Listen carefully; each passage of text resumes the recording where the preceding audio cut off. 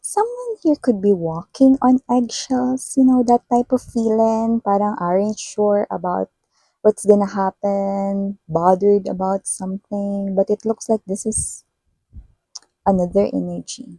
Ani, outside energy. Parang, yeah, definitely this is not you, but someone's walking on eggshells. Let us see. Who is this person right here? Yeah, may iniisip siya rito, no? Pero parang out of foolishness. I just saw Queen of Cups because of love. But it looks like it's an outside energy. Let us all find out, okay? Who is this outside energy and anong pinaglalaban niya? Kasi parang may pinaglalaban siya rito. Ano? Tingnan natin kung ito ba ay mauuwi sa himagsikan. Wow, lalim. Yan, no? Proud kaya yung Filipino teacher ko sa akin. Yan, no? Himagsikan talaga, miss yan, no? Wow. Let us see. What type of thing itong pinaglalaban niya dito? Okay.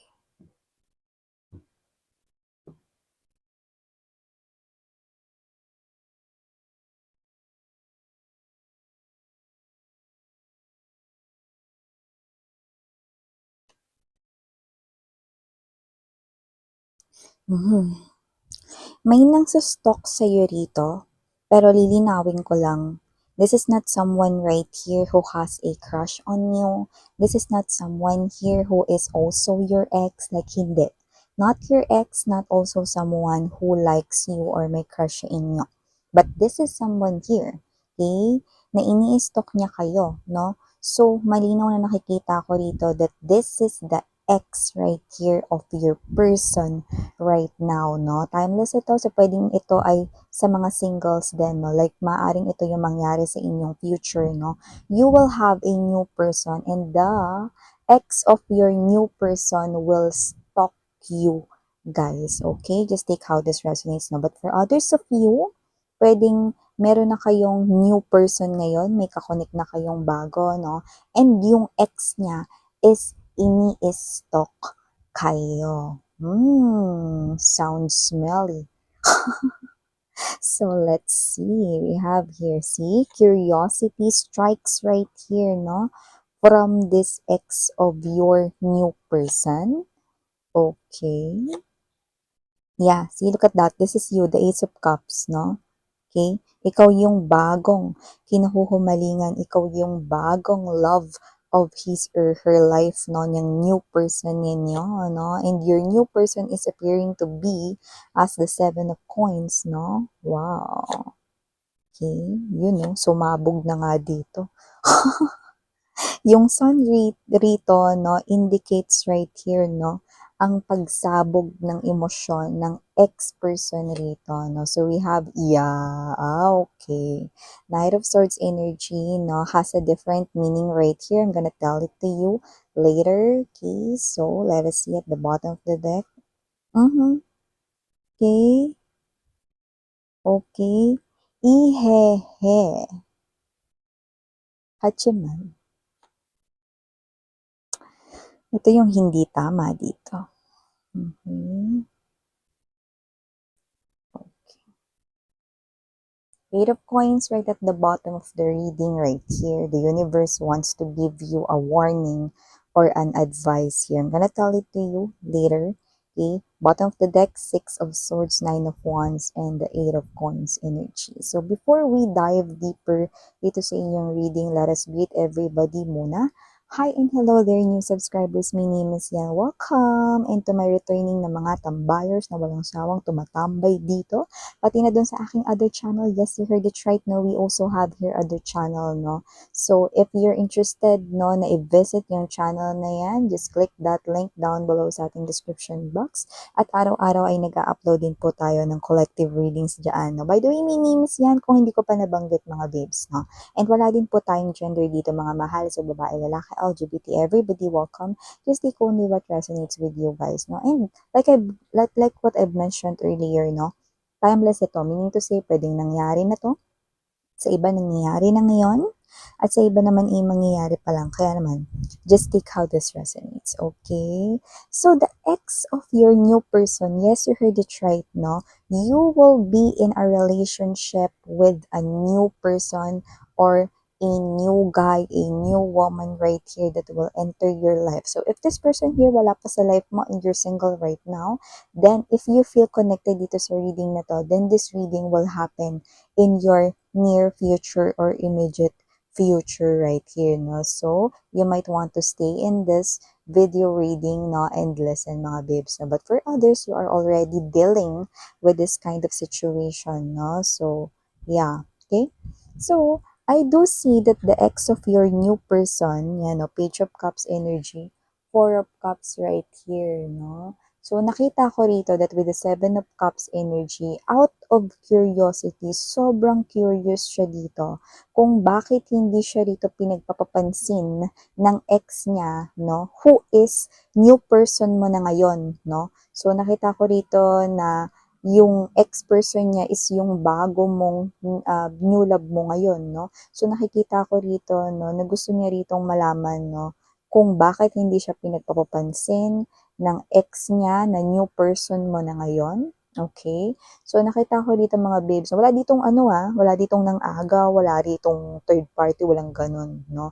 So, matagal na silang hiwalay, no? Bago pa kayo rito nagkaroon ng encounter ng new person na ito, no? Na ngayon ay nakikita ko, no, na mangyayari tong sitwasyon na to kapag kayo na ng new person na yan. So, nakita ko rito, no, na curious yung ex niya rito. By the way, yung ex niya, meron pa kasi ritong love and obsession. Matindi pa yung attachment ng kanyang ex, no, dito sa inyong new person. That's why, with the Page of Swords energy, this ex niya, no, is very curious to know, kaya magse-search siya dito. More likely, online yan gagawin. Because alam naman natin na pag sa social media, napakabilis lang ng lahat, lalo na pag sinearch mo rito, no?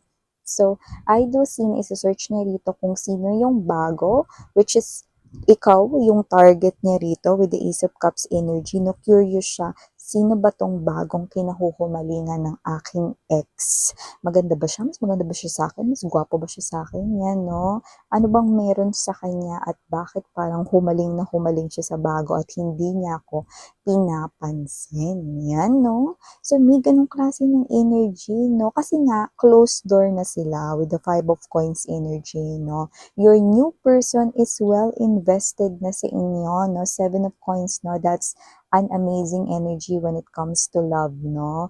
And nakita ko rin dito that this person right here is someone who wants to take care sa inyong relationship, no? From a seed, no? Hanggang sa ito ay maging plant, no? At maging ito ay tree, 'di ba? Maging puno na. So definitely I'm seeing a stable connection, commitment sa inyo ng bago mong new love, no? So nakita ko rito that your new love is well invested sa inyo. Okay, nag-effort sa inyo. This person here shows you that he or she cares for you, yung concern siya sa inyo. This person right here is doing some kind of actions, no, to make this relationship continuous. At nakikita natin dito that your person, your new person is really showing love and affection sa inyo. And what I love about this new person right here is that this is all true. Yan, no? So, kung ang tanong ninyo is meron pa ba siyang remaining feelings for his or her ex na ini-stalk kayo ngayon? Well, wala na po. Okay, una sa lahat, matagal na po silang tapos at nakita ko rito, no, na nagkaroon sila rito ng pag-uusap kung saan naging malinaw rito ang kanilang separasyon. Okay? So, ang hindi lang talaga makatanggap, no, dito sa kanilang separation is the ex. Kasi nakita ko na meron pa ritong remaining feelings yung ex plus meron pa siya ritong attachment sa new person mo. Hindi pa talaga niya ito tuluyang mapakawalan. That's why with the Four of Cups energy, no, this person right here still wants your new person back sa kanyang buhay, no? Pero malabo na nga kasi yun dahil this new person of yours, no, is already invested in you and meron na rin talaga siya ritong lumalalim na feelings para sa'yo. So, in short mga babes, no, masasabi ko rito, panalo ka na girl, no? Or lamang na lamang ka na talaga dito, pre. Yan, no, LGBTQs. Wala tayo ditong gender, so just take how this resonates with you guys. Huwag kayo masyadong mabahala with this third party na pagdating sa sinong mas matimbang, walang ganon, no? Dahil matagal nang wala talagang pag-ibig ang inyong new person sa kanyang ex, no? Dahil kayo na ang talagang pumalit sa pwesto nito, no? Yeah, even 0.1%, wala na. Okay? So, ganda nun na. That's definitely true, no? That's the truth of your person appearing right here with the sun, okay? And nakita ko rito, no, na definitely up until right at this very moment, no, your person's ex, no, is someone very clingy, very habol ng habol, no, chaser right here, no. Di ba yung chaser, ano siya, humahabol siya, gumagawa ng paraan, no, nagmamakaawa, naniniklohod, nagpapapansin, no? So, ganun yung klase ng energy, no? Kahit nung wala pa kayo sa buhay ng new person ninyo, hinahabol-habol niya na itong new person ninyo, no? Nung ex niya, no? So, nakita ko rito, very clingy, very papansin rito, no? And alam mo yung chaser na, tapos kabitan pa natin dito ng adjective word na super chaser. So, talagang alam mo yung energy na yon, no, is talagang sobra-sobra yung paghahabol niya with your new person right here, no. At yun nga, yung pinaka-ayaw ng new person mo dahil lumalabas dito nakaka-turn off daw yung paghahabol ng sobra, no. So, hindi niya gusto yon, no. At nakikita ko rito na imbes na ma-turn on siya sa kanyang ex, no, mas lalo po siyang nati-turn off sa kanyang ex-person. That's why nababaling rito ang atensyon ng ex-person niya sa'yo. Okay? Who is that girl? Who is that woman? Who is that man? Who is that guy right here na nagpapatibok sa aking person? Who is she? I want to see his or her face. I want to know why. That's why this person right here silently browsing into social media, asking Google, okay, or doing some kind of actions like magse-search sa friends list, no, ng kanyang person dito, no, sa contact, okay? Or kung kayo ay nakatag na as his or her in relationship, 'di ba? Sa Facebook, social media, no, any type of social media platform, 'di ba? So nakita ko dito mga babes, so ito pala yung naipalit sa akin. Siya pala yung naipalit sa akin. Yan, no? May ganun siya rito. So definitely lumalabas dito na makikita niya kayo, malalaman niya yung itsura ninyo, malalaman niya rin dito, no, yung ibang parang mga qualities mo, pero dun lang talaga umiikot yun sa social media, no, but yung pagkakakilala niya sa inyo is hindi yun broad, no, dahil dun lang talaga niya kayo makikita sa social media, yun lang, okay? Nothing more, nothing less, no? So, nakita ko dito na pinaghahanda kayo ni Universe because with the 9 of Wands energy, kagaya ng nabanggit ko kanina, no? Yeah, naiintindihan natin yung parte, no? If we're gonna put our own situation into this ex-person's shoes, I do see, no, na lahat naman is parang curious, 'di ba? Na parang gusto niya lang makita sino ba yung ex na sino ba yung person ngayon ng ex niya, no? Gusto niya lang makita, no? Pero ang mali dito is yung may gagawin kasi siya, no? Hindi lang sapat yung may nakita siya rito, no? Na ay ito pala yung person ng bagong person ng ex ko, no? Ang mali dito is meron ditong plano siya ritong sirain ang inyo ritong connection, no? Kung kaya niya. Kasi sa nakikita ko dito, no, kaya ito lumalabas bilang warning or advice dito, no, is that be on your guard. That's the energy. Okay. Huwag mong isuko yung person mo. That's what the universe trying to tell you, no? So guys, no, as a medium right here, no, the universe wants you to believe and trust your new person. Okay? So ano man ang sasabihin in the future ng ex-person na ako pa rin, kasi gagawa siya dito ng mga paraan eh. I'm seeing that this person here will use different types of ways, no, shape, form of ways to ruin your relationship with your person. Like, magkikreate siya dito ng mga messages, bibili ng SIM card, papalabasin na yun ay sinend sa kanya ng person mo using another number, no? Guguluhin niya yung relationship ninyo, no? Pero, do not believe that ex of yours, no? Only trust your person because your person loves you at wala na siyang natitirang ni katiting na love for his or her ex. Okay? Okay? Understand, babe? Your person here only loves you alone. Wala nang iba. Yan. Okay? So, ito yung mga messages right here for you, guys. Thank you so much.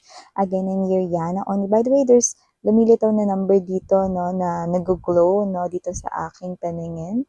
Okay? It's number 7. That's spiritual number 7, no? Ibig sabihin, listen to what the angels are trying to tell you, guys. Okay? Believe and trust only your person and not what you are about to hear from other people, especially if this is coming from his or her ex-lover na bitter. So, yun na nga mga babes na mga messages right here for you guys. Again, Rihanna on me for the girls and Yana and Luna for the boys.